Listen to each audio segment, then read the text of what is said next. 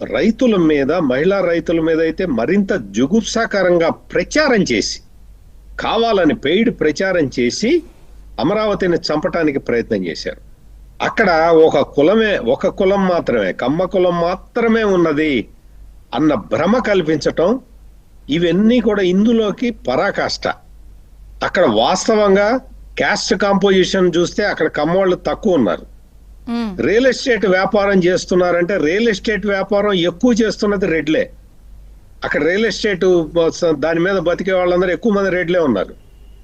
ఇట్లా వాస్తవాలని వక్రీకరించి అమరావతిని ఎడారని చెప్పి, శ్మశానం అని చెప్పి 5 సంవత్సరాల పాటు అదే శ్మశానంలో కూర్చొని పరిపాలించాడు. అవును.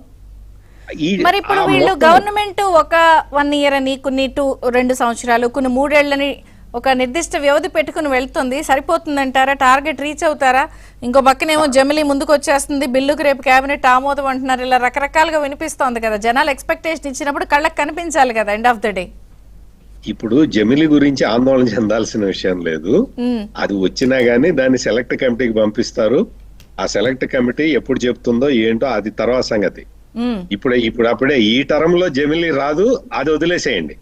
ఇక్కడ ఏంటంటే మనకి మెయిన్ కాన్సన్ట్రేషన్ ఏంటంటే ఆంధ్రప్రదేశ్ కి సంబంధించినంత వరకు కంపల్సరీగా మన రాజధానిని మనం నిర్మించుకోవాలి అనే ఒక తాపత్రయంతో ప్రజలందరూ ఉన్నారు. అవును, మొత్తం ప్రజలందరూ కూడా దాని గురించి ఆలోచిస్తున్నారు. ఎట్లా చేయాలి, ఎట్లా ఏంటి అనేది ఇప్పటికే బ్రహ్మాండమైన ప్లాన్ రెడీ అయిపోయింది.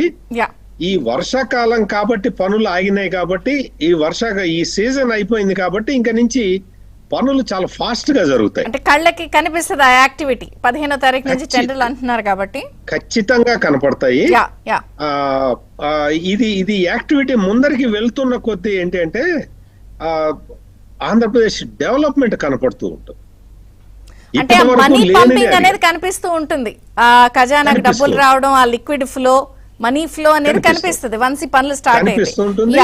ఇది సెల్ఫ్ సస్టైనబుల్ క్యాపిటల్ కాబట్టి దీనికి ఏంటంటే ప్రారంభంలో దానికి కొంచెం ఫ్యూయల్ వేయాలి తప్ప ఆ తర్వాత దానంతట అదే నిర్మాణం అవుతుంది. Right sir, right.